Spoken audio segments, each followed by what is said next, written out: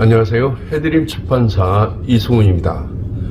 오프라인 책 홍보 이야기 6번째를 이어가겠습니다. 사람이 절박하면요 참 유치해진다는 것을 저는 책 홍보를 통해서 알았습니다. 온수동에서 신도림 사무실로 와서도 저는 여전히 책 홍보에 대한 고민은 깊어만 갔죠. 사람들은 제가 하는 그 책 홍보 방식을 마이너리그식 3류 정도로 보기도 합니다만, 자본주의 사회에서 자본력도 또 스펙도 부족한 우리 같은 사람들이 할 수 있는 일이라는 것은 최선을 다하는 것 뿐이죠. 거액의 홍보비를 투자를 하거나 사회적인 그런 지위를 움직여서 메이저 방식으로 홍보하고 판매할 수 있다면 좋겠지만요, 그렇지 못한 경우는 홍보하는데 체면을 따질 일은 아닙니다. 어떤 방식으로든 책을 독자에게 알리고 판매하는 것이 저에게는 중요했으니까요. 출판사 입장에서는 팔짱만 끼고 있는 저자는 사실 별 도움이 안 됩니다. 더구나 저자에게 지급되는 인세는 저자가 또 적극적으로 움직여 줄 때 효과가 더 크는 것이죠. 책이 출간되면 자신의 지인부터 독자로 만들어 가야 합니다. 북경에서 팔랑되는 나비의 날갯짓이 뉴욕에서 태풍으로 변할 수 있듯이 자신의 주변에서 시작된 작은 그런 움직임이 끝내는 나비 효과를 가져올 수도 있는 것이니까요. 어떻게 하면 책을 한 권이라도 독자에게 알릴 수 있을까 하고 날마다 고민을 하다가요, 참 애옥살이 살림에도 불구하고 인터넷 홍보를 전담하는 직원을 둔 적도 있었습니다. 하지만 직원은 저처럼 치열하지 못했죠. 저는 무슨 책이든 1만 부 정도 못 팔면요, 마이너리그라고 봅니다. 책 1만 부 팔렸다고 해서 무슨 대단한 명예나 부가 생기는 것은 아니지만, 책 1,000부 팔기도 좀 어려운 세상이니까 나름대로 1만 부를 기준으로 잡은 것인데요. 하지만 우리나라에서 3분의 2는 그렇게 따진다면 마이너리그가 아닐까 하는 생각이 듭니다. 아무리 사회적 스펙이 좋아도 출판시장에서는요, 책 판매량이 이 저자와 출판사의 드러난 힘이 되는 것이죠. 어떤 저자들은 책이 출간되면 자신은 전혀 움직이지도 않으면서 전화로 부지런히 출고 현황을 물어옵니다. 물론 그것은 궁금하죠. 하지만 홍보하는데 밤낮으로 매달려도 판매 효과가 미미한 출판 시장을 그런 분들은 좀 너무 쉽게 본 것이죠. 좀 품위 있게, 아니요 좀 이씨 보이는 홍보를 하거나 적지 않은 비용이나 기획이 필요한 홍보 공간을 마련하기란 마이너리그 출판사에게는 쉬운 일이 아니겠죠. 그럼에도 불특정 다수를 상대할 수 있는 그런 인터넷 공간이 있다는 것은 참 여간 다행스러운 일이 아닙니다. 그래서 인터넷 책 홍보에 매달리게 되는데, 오프라인 영역도 여전히 광범위하게 존재하기 때문에 오프라인 광고에 대한 갈증은 여전히 남아있는 것이죠. 제가 앞서도 그 얘기를 한번 하였습니다만, 책이 인쇄에 들어갈 때면 뭐 표지이든 본문이든 종이 여분을 넣어주는 것이어서 작업이 끝나고 나면 표지가 좀 남죠. 1첨부 인쇄한다고 해서 딱 1첨부 분량의 뭐 본문종이나 표지만 넣는 것은 아니니까요. 그 본격적인 인쇄에 들어가기 전에는 뭐 인쇄소 기사들이 색상 같은 뭐 감리도 보고 또 인쇄가 잘 되는지 여부를 알아보기 위해서는 그런 시험 인쇄가 필요하니까 종이를 충분히 그 여분을 넣어 주어야 합니다. 저는 처음에 제본소에서 그 남은 표지들은 모두 버렸습니다. 뭐 제본소 자체에서 버려버리니까요. 그러다가 어느 날부터 이제 남은 표지를 모두 챙겨왔죠.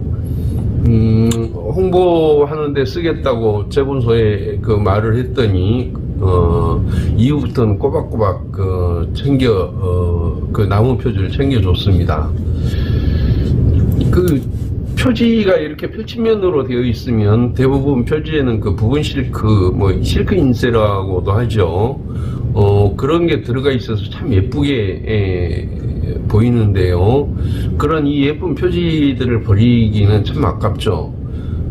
그래서 이런 표지들을 어떻게 쓸까, 그런 그 숙제 같은 고민을 해오던 어떤 날 이제 그 페이스북을 보니까 그 어떤 패친이 그 아주 예쁜 그 우체통 같은 걸 하나 올려놨더라고요. 그것을 보고 이제 제가 뭔가를 착안을 했는데, 그래서 인터넷을 뒤져서 빨간 그런 그 잡지 꼬지 같은 그것을 그 통 있죠. 빨간 통, 잡지 꼬지 같은 통, 그런 빨간색 통을 하나 구입을 하고 또 자전거도 새로 하나 구입을 했습니다. 물론 자전거도 빨간색으로 이제 구매를 했죠. 그래서 그 빨간 통에다가 책꽂이, 그 책 표지를 이렇게 접어서 아주 예쁘게 꽂아가지고 이제 그 자전거를 세워두기 시작을 했습니다. 이제 자전거는 뭐 사람이 자주 다니는 천철역 근처나 아니면 자전거 그 정류장에 이렇게 세워두었죠.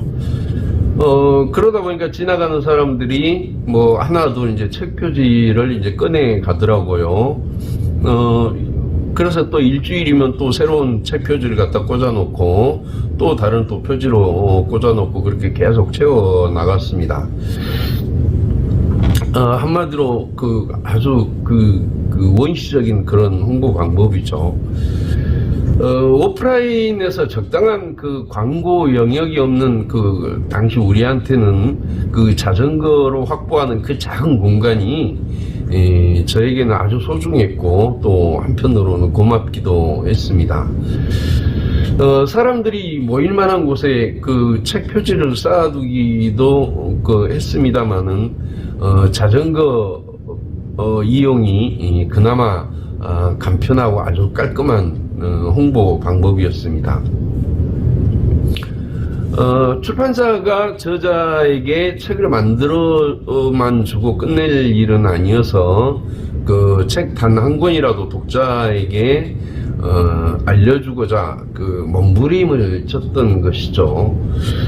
서로 판매 결과가 실망스럽게 끝날지라도 저자를 위해 무언가 행동을 취해주는 것, 그 또한 출판인인 제가 해야 될 일이기도 했습니다.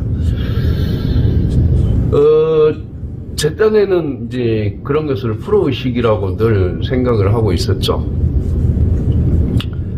그 자전거를 세워서 그 자전거 그 진바지에 빨간 통을 이렇게 묶어서 세워놓고 그 안에 책 표지를 가지런하고 예쁘게 이렇게 꽂아 두는 것은요, 두었던 것은 제가 꼭 책을 홍보하는 데에만 목적을 둔 것은 아니었습니다. 그런 뭐 책 홍보도 좋고 프로 의식도 좋지만 어떤 때는 또 꼭 제가 이래야 하나 하는 자괴감이 들기도 했습니다. 하지만 그렇게라도 해야 하는 현실을 빨간 자전거를 통해서 제가 사람들한테 표현을 하고 싶었던 것이죠. 책을 멀리하는 우리 독서 환경과 책 공부의 어려움 등 어려움 같은 그런 출판 시장의 질곡을 상징적으로 표현하고 싶어서 계속 그렇게 세워둔 것이었습니다. 제발 책 좀 읽으세요 뭐 하는 답답한 제 속내를 지나가는 사람들한테 털어놓는 것이기도 했죠. 물론 뭐 이런 제 메시지를 읽은 사람은 단 한 사람도 없었겠죠. 그런데요, 참 웃기는 것은 좀 시간이 지날수록 그 사람들이 표지만 뽑아가는 게 아니었습니다. 자전거가 새 자전거인데 갓 구매한 비싼 돈 주고 산 구매한 자전거인데 표지만 좀 뽑아가면 좋을 텐데 자전거 완장도 뽑아가고 백미러도 뽑아가고 그래서 새 자전거에 달린 부착물들이 하나씩 다 뽑혀 나갔습니다. 저는 사실 절박한 심정에서 그런 비싼 자전거를 구입해 가지고 그렇게 해둔 것인데 세상 사람들은 참 그게 아니었습니다. 참 기가 막힐 노릇이었죠. 결국 끝내는 새 자전거가 마치 무슨 뼈대만 앙상하게 남은 것처럼 그렇게 되고 말았습니다. 그리고 자전거 홍보도 제가 거기서 끝을 냈죠. 자전거 한 대를 버린 것이죠. 저는 자전거 한 대를 버리고서 이제 생각을 한 것이 쪽지 홍보였습니다. 스스로 생각해도 얼굴이 화끈거릴 정도로 좀 유치한데요. 들어보시면 여러분들도 얼마나 유치하게 생각되는지 짐작이 갈 것입니다. 전철 타면 사람들이 가득해서 역시 책 홍보를 떠올리게 되죠. 전철 공간도 적지 않은 사람들에게 홍보 장소로 이용되는 곳입니다. 물론 불법이기는 합니다만 그런 옳고 그름을 떠나서요. 이런 어떤 사람들이 출입문 근처에다가 광고 스티커를 딱 붙이고 지나갈 때면 저는 그런 것들이 굉장히 부러웠습니다. 불법이긴 해도 전철 안에서 물건 파는 사람들도 저한테는 굉장히 대단하게 이렇게 보였죠. 솔직히 저도 사람들 앞에 용기 있게 서서 책을 한번 팔아보고 싶기는 했습니다. 꼭 책을 팔려는 목적이 아니라도 대중들 앞에 당당히 서는 그런 훈련이 세상 살아가는데 도움이 좀 되지 않을까 싶었기 때문이죠. 전철에서 물건 파는 사람들은 연령대가 다양하죠. 물론 지금은 너무 심하게 이제 단속을 하니까 좀 거의 줄었다고 보면 됩니다만은 물건 파는 사람들은 젊은 사람들도 있고 주부도 있고 또 나이 든 사람들도 있었습니다. 근데 참 백발이 성성한 사람들이 이 전철에서 물건 파는 것을 보면 정말 대단하다 싶었습니다. 특히 아주 달변이죠. 그런 분들이 있죠. 달콤한 표현을 해가면서 설득력 있게 물건을 설명하는 사람들은 저를 부쩍 부럽게 했죠. 그렇게 달변인 사람들의 물건은 또 승객들이 더 사는 것이 눈으로 보이기도 했고요. 물건을 전철에서 그 물건을 파는 사람들하고 저는 좀 친분을 맺고 싶었습니다. 만약 제가 하루 일당을 이렇게 지급한다면 그분 지급하고 그분한테 책 홍보를 맡겨보고 싶었기 때문이죠. 뭐 책은 무거우니까 현장에서 팔 수는 없을 테고요. 온종일 전철을 돌아다니면서 자기 물건도 팔고 잠깐 짬을 내서 책을 홍보만 해준다면 어떨까 하는 생각을 한 것이죠.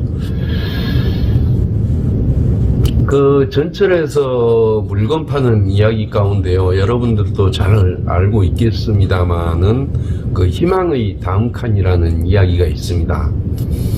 인터넷에서도 많이 소개가 된 내용이죠. 저는 우리가 만들었던 책, 불황을 호황으로 만드는 관계 디자이너라는 책에서 인용된 것을 알고 이제 참 정말 멋진 이야기라고 생각을 했었는데요. 이것을 제가 한번 소개를 해보겠습니다.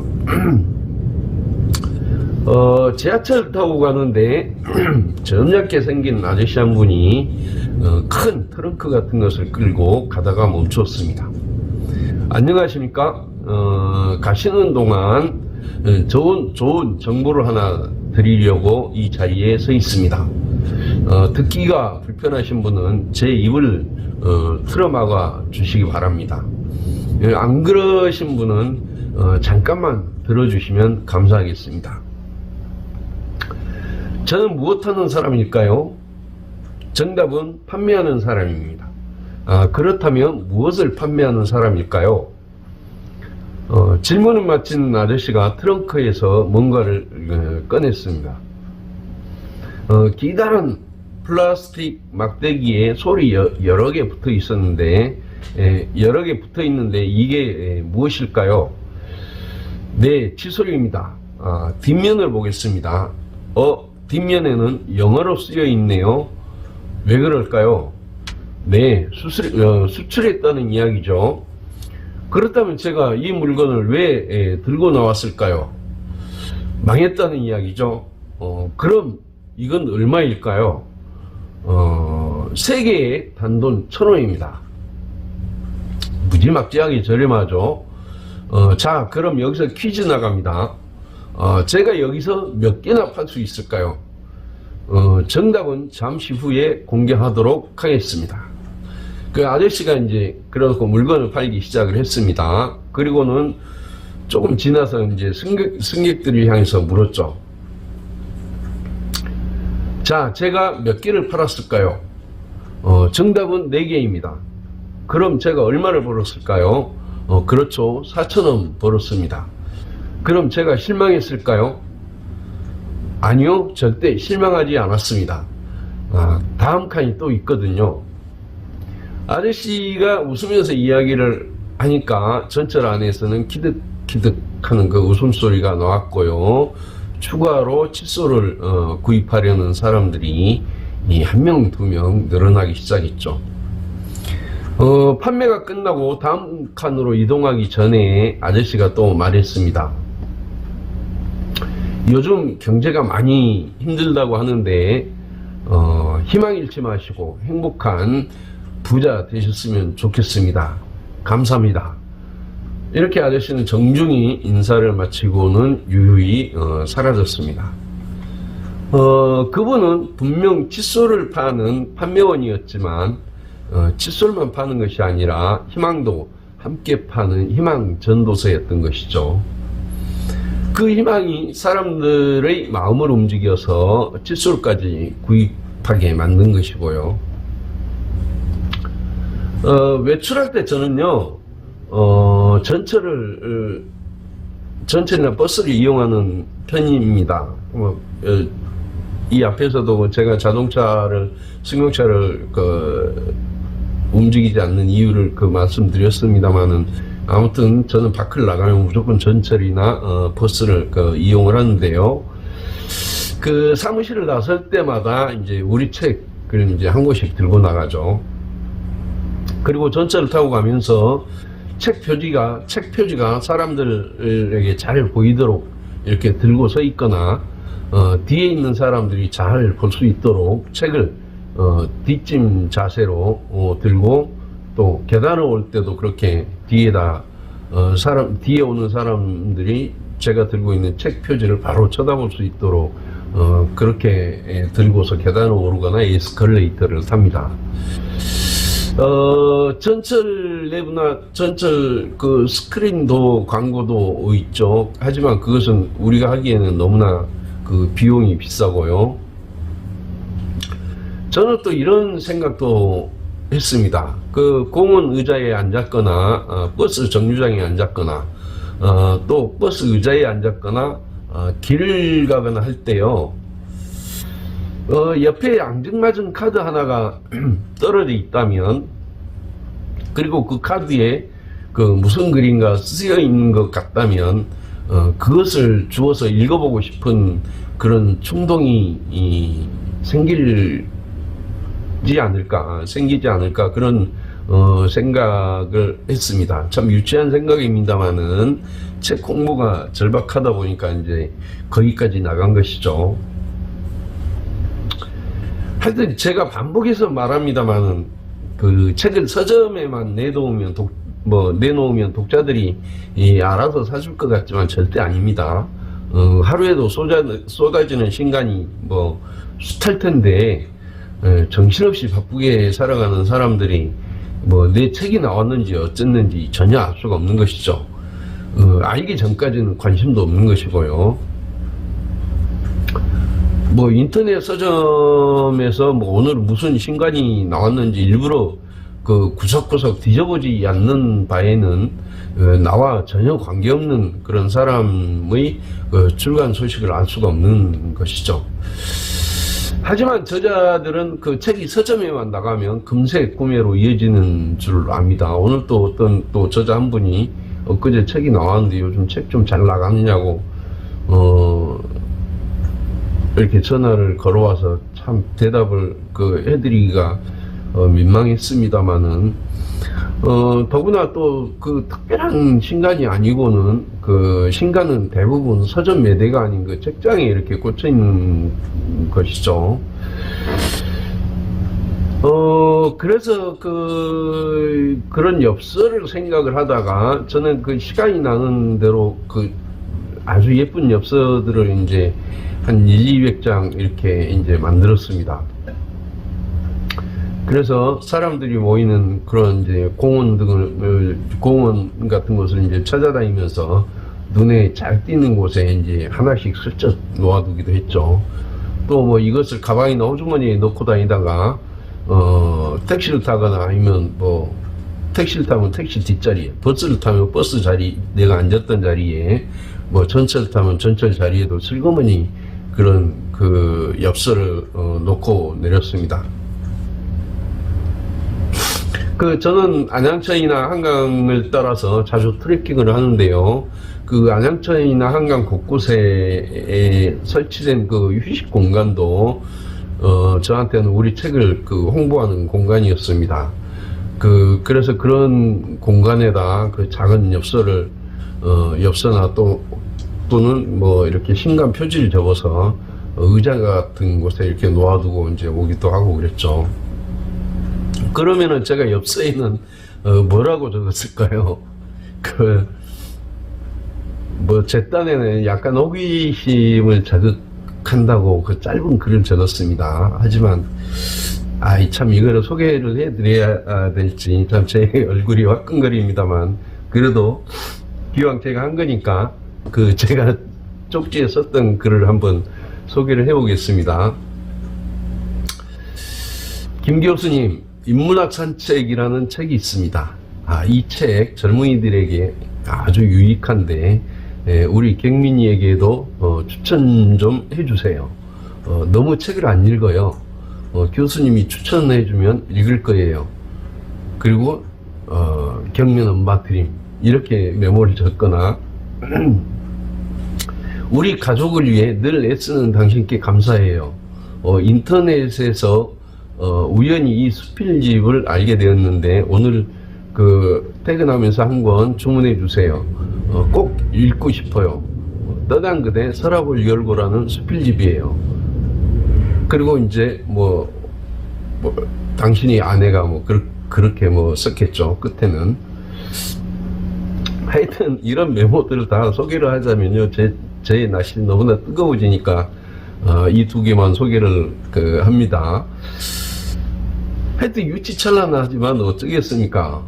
그 자전거 홍보나 엽서 홍보가 뭐 효과적이거나 바람직한 게 아니지만 적어도 어떻게든 홍보를 해보려는 제 의지가 그랬다는 것이죠.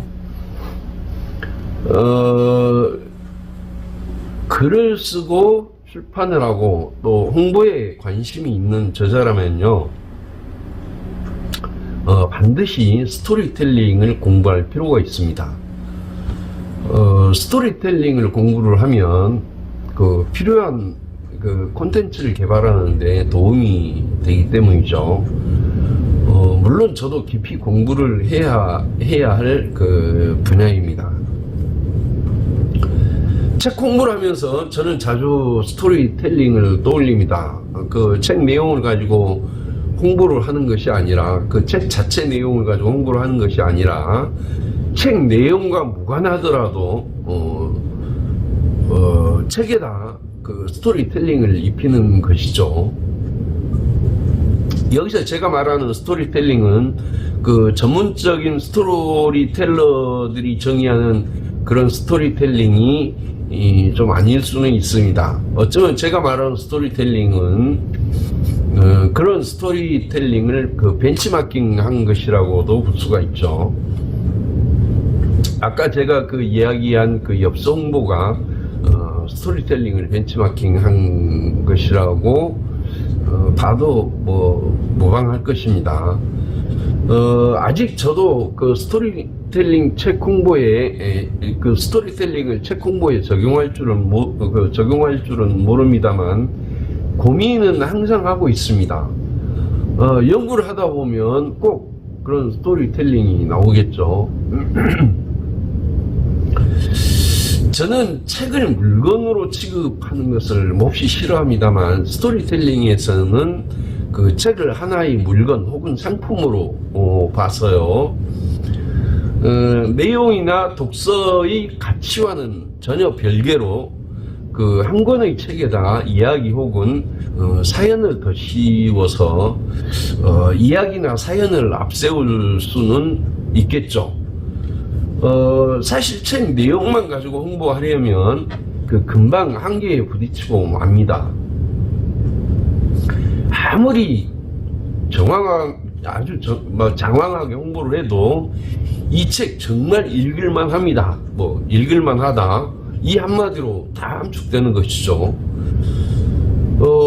이제는 사람들이 사연이 흐르는 상품과 사연이 흐르는 그런 공간을 좋아합니다.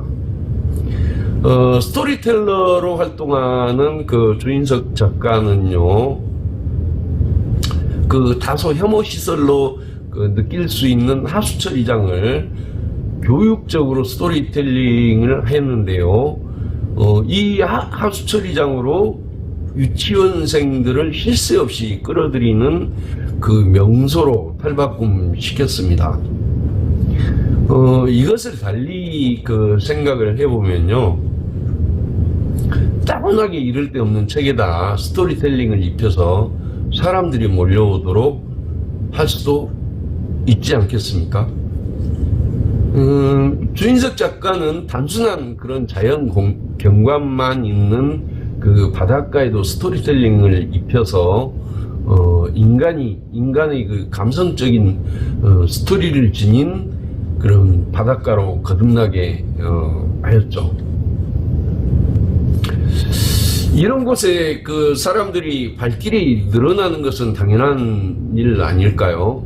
똑같은 바닷가인데 기왕이면 사람들은 사연이 있는 바닷가로 가고 싶어 하겠죠. 겨울이면 저도 갈대밭 구경을 종종 가는데요. 제 고향의 주변에는 갈대밭이 어디를 가든 있으니까 이제 뭐 쉽게 산책을 할 수가 있습니다.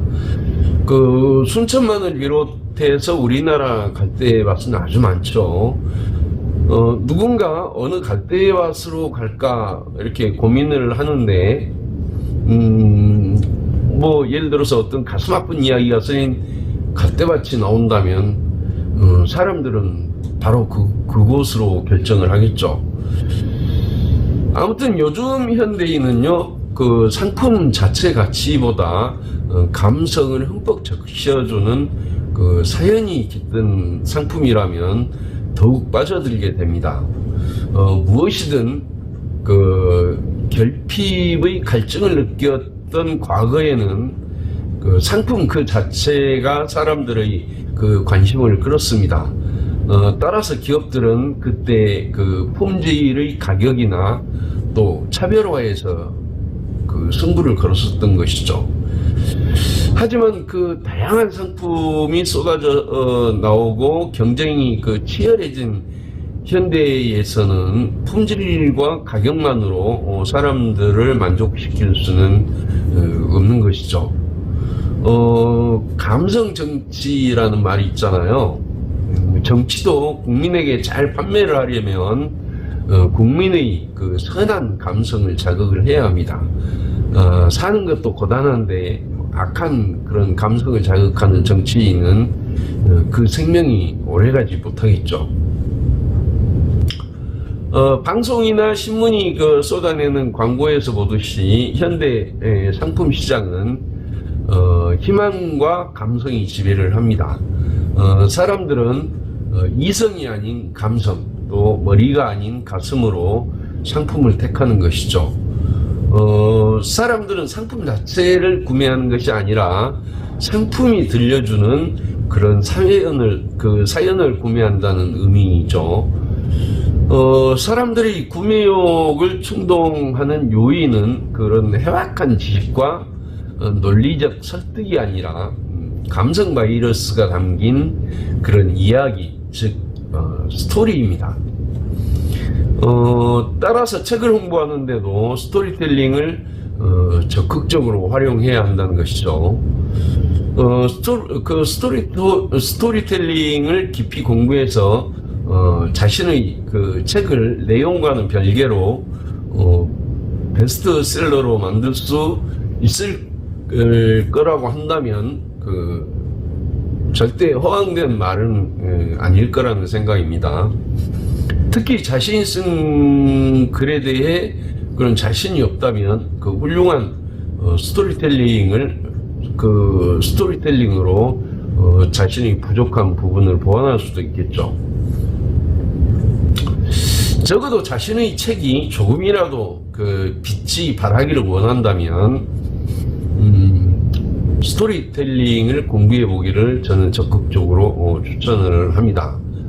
그 스토리텔링이란 그 스토리와 텔링, 즉 이야기와 이야기하기의 합성어인데요. 상대방에게 그 알리고자 하는 바를 꿈과 감성을 담은 이야기로 전달하는 그런 홍보 방식이죠. 스토리텔링이. 요즘 거의 모든 광고는 이 스토리텔링 방식입니다. 예컨대 침대를 광고하면서 단순히 침대의 품질과 그 가치를 홍보하는 게 아니라 신혼 부부를 등장시켜 가지고 잡았으면 알 텐데 하는 그런 상상을 이렇게 탁 던지는 것이죠. 이런 광고 있죠. 여보, 아버님 댁에 보일러 놔드려야겠어요. 이 유명한 광고도 그 감성에 호소하는 그 이야기를 파는 것이죠. 결국은요. 어느 날 우리 편집장이요, 그 중국에 다녀온 목사님이 주셨다고 그 웃음 과자라는 것을 저한테 줬습니다. 한문으로는 대희송가 그렇게 써 있더라고요. 이 과자를 먹으면, 그 웃음 과자를 먹으면 마음이 기쁘고 웃음이 터진다는 것이었습니다. 아니나 다를까요? 이 과자를 우리 직원들한테도 이렇게 건네면서 이 과자를 먹으면 웃음이 막 터진다고 하였더니 과자를 먹기도 전에 아주 유쾌하게 웃었습니다. 과자의 효과는 절대 아니고요. 그 스토리가 황당하면서도 재밌고 믿지 않으면서도 정말 그럴까 하는 그런 호기심이 발동을 하니까 웃음이 절로 터지는 것이죠. 그 처음 과자를 받았을 때는 시큰둥하다가 잠시 후 저는 아주 그 머리가 쭈삣거렸습니다. 중국의 그 스토리텔링을 활용한 마케팅에 너무 놀랐기 때문이죠. 이 웃음 과자 혹은 기쁜 과자는 과자를 먹으면 기뻐서 웃음이 터진다는 이 그 아주 짧은 한 토막의 이야기로 수억의 중국인에게 엄청난 양의 그 과자를 파는 것이죠. 그 과자의 맛과는 전혀 무관하게 웃음과 감동을 파는 것입니다. 이것이 바로 스토리텔링이죠. 갈수록 세상이 삭막해져서 그 웃음을 잃어가는 현대인에게 이 과자만큼 잘 어울리는 게 또 있을까요? 서로 싸웠다가도 뭐 이 과자를 건네면 금세 마음이 풀어질 것도 같죠. 그 웃음 과자가 비록 뻥일지라도 사람들에게 웃음과 감동을 주어 그 열광케 한다면 이만큼 그 멋진 스토리텔링도 없을 것입니다. 어떠세요? 그 책 홍보에 관심이 있는 저자라면 반드시 스토리텔링을 배워야 되겠죠. 출판사에서 모든 것을 알아서 해주는 시대는 이미 지났습니다. 책 홍보하는데 흥미를 두다 보면요, 글 쓰는 일보다 더 몰입이 되고요. 그러다 보면 글 쓰는데도 더욱 자신감이 붙게 됩니다. 오늘 이야기는 여기서 마치겠습니다. 다음 시간에는 오프라인 홍보 마지막 그 파트로 저희 해드림 출판사 홍보실 이야기를 들려드리겠습니다. 고맙습니다.